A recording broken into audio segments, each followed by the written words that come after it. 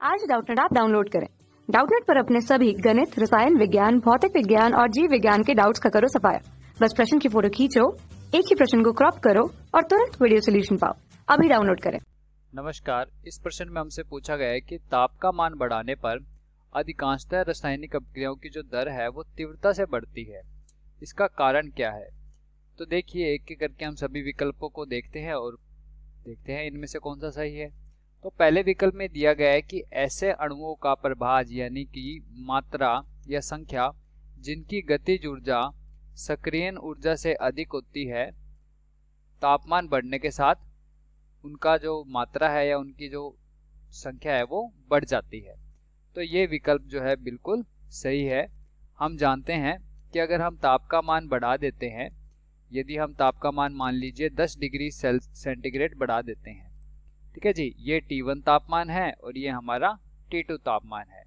तो ऐसा करने पर सक्रियण ऊर्जा वाले जो अणु होते हैं उनकी संख्या जो होती है हम जानते हैं बढ़ जाती है। अब इस बात को हम इस ग्राफ से भी समझ सकते हैं। देखिए, ये है उन अणुओं का अंश और ये है उन अणुओं की ऊर्जा, ठीक है जी, अणुओं की ऊर्जा। इनके मध्य जब ग्राफ बनाया जाता है T1 तापमान पर और T2 तापमान पर, T1 तापमान और T2 तापमान में क्या है, जो T2 तापमान है वो 10 डिग्री अधिक है। ऐसा करने पर हम देखते हैं कि T1 तापमान पर जो अणु है जिनकी ऊर्जा का मान सक्रियण ऊर्जा या उसके बराबर है, उनका संख्या जो है केवल इतनी है, ABCD वाला जो क्षेत्र है इतनी है। जबकि जब हम तापमान को बढ़ा देते हैं, T2 कर देते हैं, तब जो ये क्षेत्र है ये बढ़ जाता है AFEB तक, ठीक है जी, इतना बड़ा क्षेत्र ये हो जाता है। अब जब अणुओं की संख्या बढ़ जाएगी जिनके पास सक्रियण ऊर्जा या उससे अधिक ऊर्जा है, तो उतनी ही मात्रा में उत्पाद की मात्रा भी बढ़ जाएगी, तो हमारा जो अभिक्रिया का वेग है वो क्या हो जाएगा, बढ़ जाएगा। तो ये विकल्प बिल्कुल सही है। आगे के विकल्पों को देखें तो इसमें कहा गया है कि औसत गतिज ऊर्जा का मान तापमान बढ़ाने के साथ बढ़ता है। ये बात भी सही है। हम जानते हैं कि अगर ताप का मान बढ़ाते हैं तो अणुओं की जो गतिज ऊर्जा है उसका मान भी बढ़ जाता है।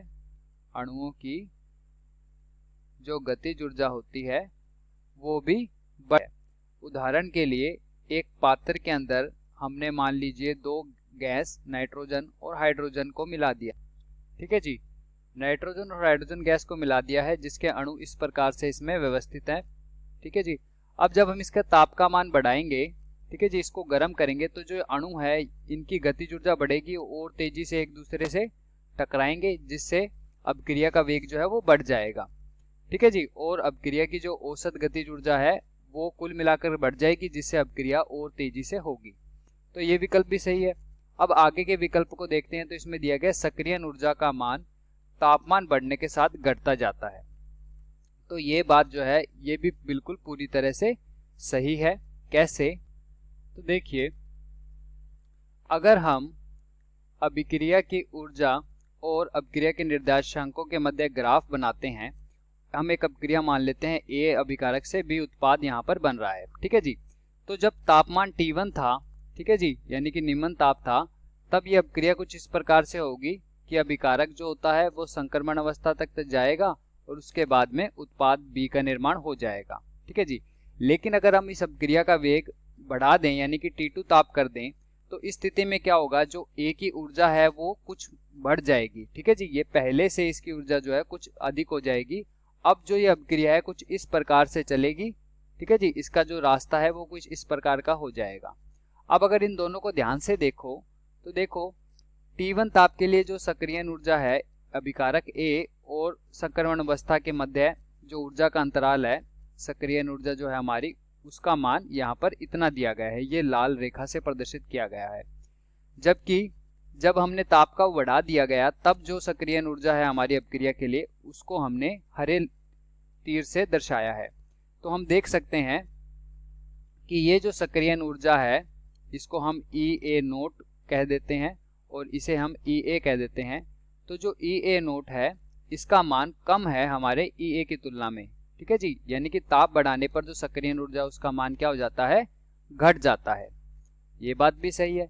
अब अंतिम विकल्प को देखते हैं तो उसमें कहा गया है अणुओं के मध्य टक्करों की संख्या बढ़ जाती है ताप बढ़ाने से, जिसके कारण क्रिया हो सकती है।